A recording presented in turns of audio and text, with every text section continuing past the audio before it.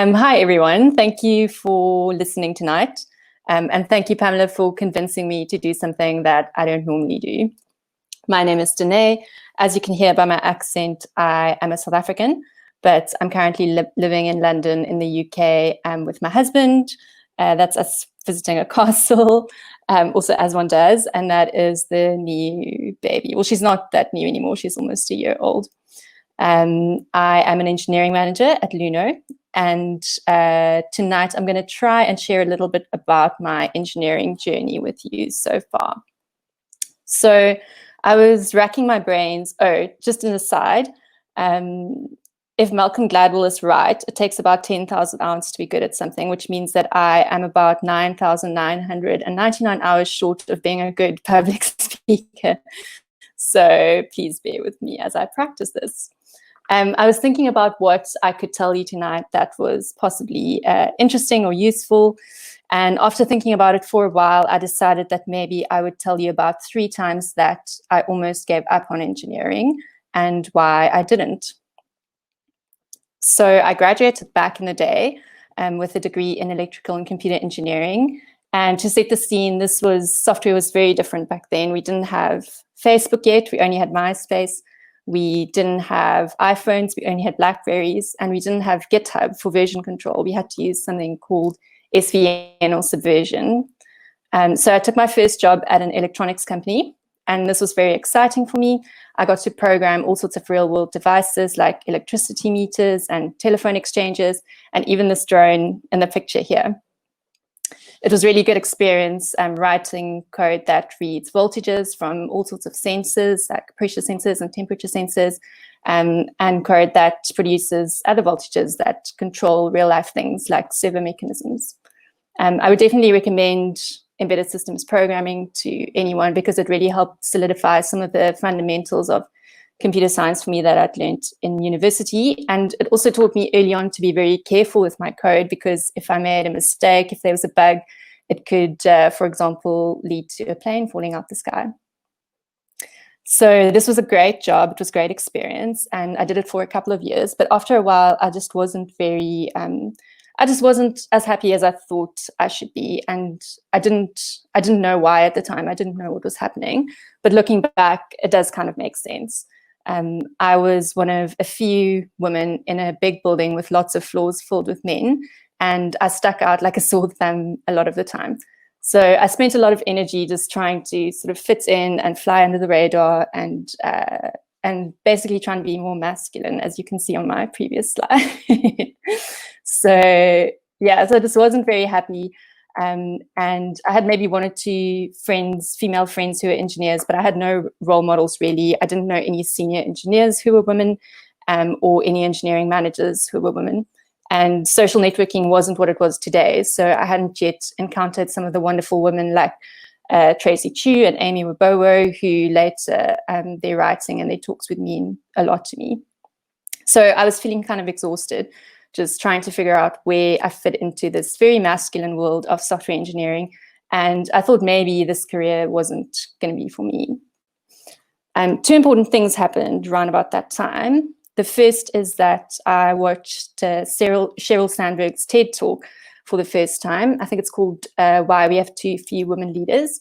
And I know that she's kind of a controversial figure these days, but back then that talk meant a lot to me because it was the first time I heard someone talk about things like the confidence gap, and suddenly it began to make sense to me why my male colleagues seemed so confident in everything they did when I felt so not confident.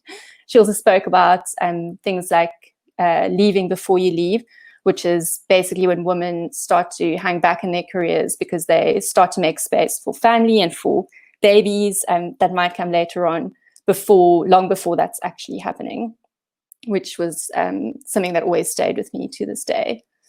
But the most important thing is that I realized there were many other women around the world who were experiencing a similar thing to what I was experiencing, and there was nothing wrong with me. I wasn't alone, and other women face these challenges all the time. So I knew then that I had to make an effort to stay connected to other women, and thankfully the internet was making that easier and easier. So I made an effort to always be part of book clubs and lenient circles and meetups like this one, where women could share their stories and just support each other. And that's me at an all-women hackathon a few years ago. The second thing that happened around about that time was that a friend encouraged me to interview for an engineering job at a technology NGO called Cell Life that had just started out of UCT. I was much happier in this job. The team was much more diverse, as you can see, and it was a relief to be working on a team of people who didn't all look the same. I felt much more connected to my colleagues, much more connected to the products we were working on, and I was definitely much happier. But along came another fork in the road then. As part of my job at Cell Life, I worked on an open source data collection tool that was used by health workers. And this was a community, an open source community that was distributed across different countries across the world. It was a really great experience. It taught me so much about code collaboration, about how to do good pull requests, how to follow the processes of the community. And I definitely learned a lot. I would, again, recommend working on open source software, especially if you want to get better at code collaboration. But the downside of all of this was that I found myself day in and day out, week after week, faced with some harsh code reviews and little or no encouragement from the other engineers in the community, because we were distributed, and also no personal interaction with those engineers.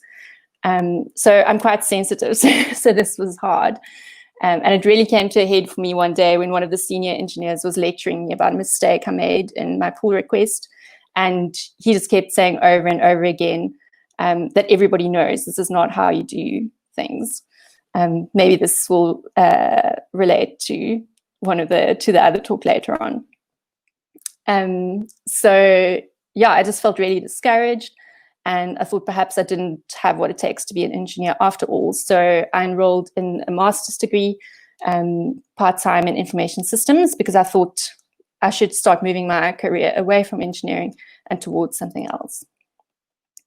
Ironically, doing this master's degree kept me in the same job because they gave really good study leave, and I could kind of keep studying and keep working as well. And while I kept coding and working and just writing code and Stack Overflowing and learning from my mistakes, I started to learn something very important that I think I knew in theory, but I really started learning it in practice. And that is that the phrase, "everybody knows this," is a lie.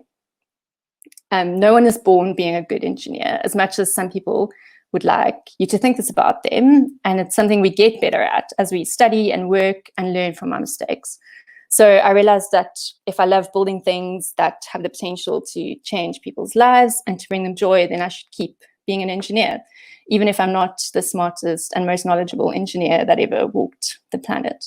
So I finished my master's degree and I decided to stay in engineering.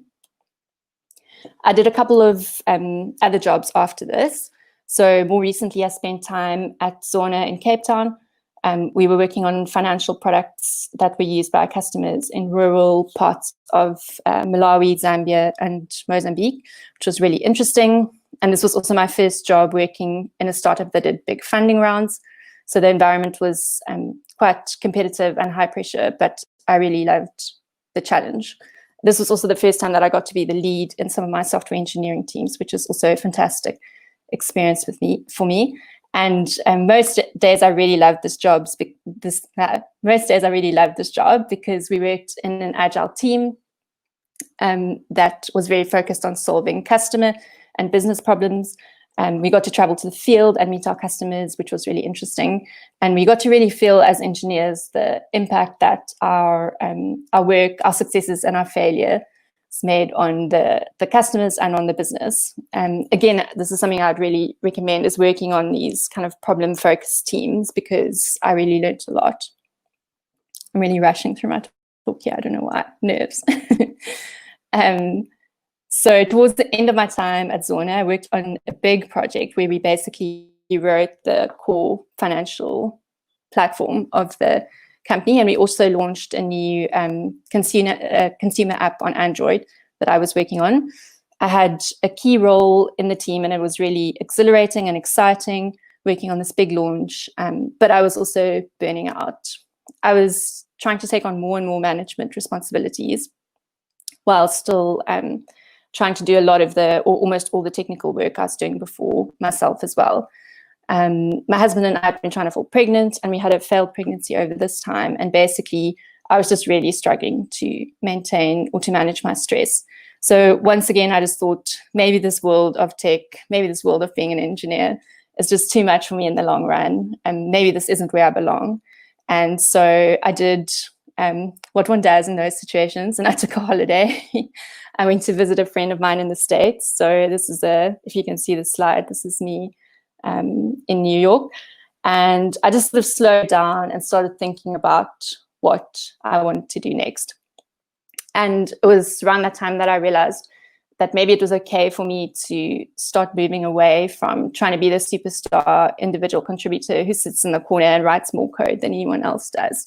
I think for many years I've been so afraid that people wouldn't see me as technical, and I really made an effort to spend most of my energy doing technical work and writing code, which was great, and I'm really glad I did that, and I could have carried on doing that because it was fantastic. But I just realized that this wasn't the only definition of a successful engineer. And as an aside, if this is something that you've been thinking about, I would recommend a talk called Being Glue by Tanya Riley. That was really helpful to me. So I knew that I could either carry on focusing on IC work if I wanted to, and that would be great. But I knew that I could also take on a different role in a different team if I want to. Basically, I realized I can do what I want to do, which sounds really silly, but I think as women, we sometimes hold on so hard to this picture of what we think we should be and what we think success is, whether that's our own expectation or someone else's expectation. And sometimes it can be quite hard to let go of that.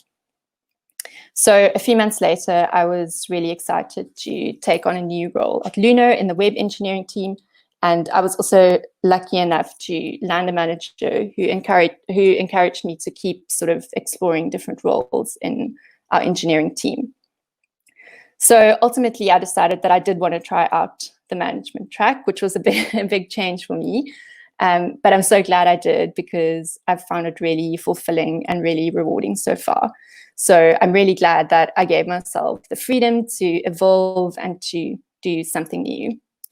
I'm also really glad I stayed in tech. Having a baby and coming back has been challenging, and that's probably the subject of another talk. But I'm really happy with where my career is at the moment. And I'm so glad that everything's sort of aligned, that I didn't end up giving up on engineering. And that is the end of my talk tonight. That's my journey so far. So thank you so much for listening, for giving me this opportunity. And if you want to be friends, please get in touch. Thank you, Diné. That was really awesome. So guys, if you would like to ask Diné a question, please use the chat window on the right-hand side of your stream to ask some questions. And while you're busy typing away, we'll give you 1 or 2 minutes. I'm going to ask Diné some other questions. So Diné, you mentioned a whole bunch of resources. Can you just tell us about your favorite books? You know, your favorite business books that you've read and that's been really influential for you. Business books. I think, so I mentioned Sheryl Sandberg's TED Talk, and again, her book is possibly a bit outdated now, but her book Lean In was really, really inspirational for me at the time. The other resources are not so much books, but maybe I can link to some articles. There's an article called Coding Like a Girl by Amy Wabowo that was really influential for me. And there's another one by Tracy Chu. I forget the title now, but I'll share it. But basically, I think what I've just loved is reading other women's stories and hearing their challenges and sort of not feeling alone in that. That's great.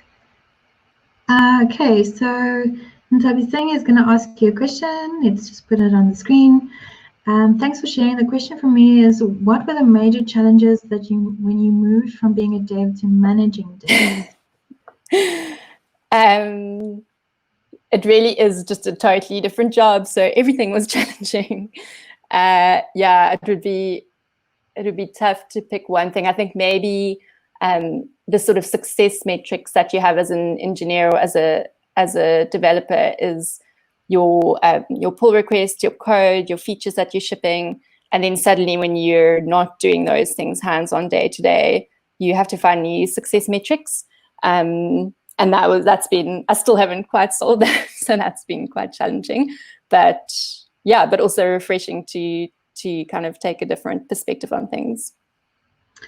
And then Etienne was asking, what are some of the engineering management wisdoms that can give you energy and joy that you manage to collect throughout your journey? Oh, that's a tough one, putting me on the spot, Etienne. I think I once heard someone I haven't actually read that book, but the How to Win Friends and Influence People. And I heard someone summarize it as just you have to find out what other people care about and then care about that. Oh, there we go, nice one. So I think just really listening to people and really finding out what they care about, whether it's your manager or the CEO of the company or the people you manage. I think that's one piece of hopefully wisdom that I've learned recently. Okay, and then there was just one last question from Diné. What was the talk you recommended by Tanya Riley? It's called Being Glue. You can Google it, but what I'll do is I'll put all these resources on Meetup maybe as well and link to them. But hopefully if you just Google Being Glue, it should come up. Cool. I think that's it for our questions tonight because we still have two other talks to get through. But thank you so much, Diné. Have a lovely evening and look after little baby very well. But thank you so much. You did awesomely. And that was her first talk ever, ladies and gentlemen. Congratulations. Yay! Thanks, everyone. Okay. Thanks, Pam.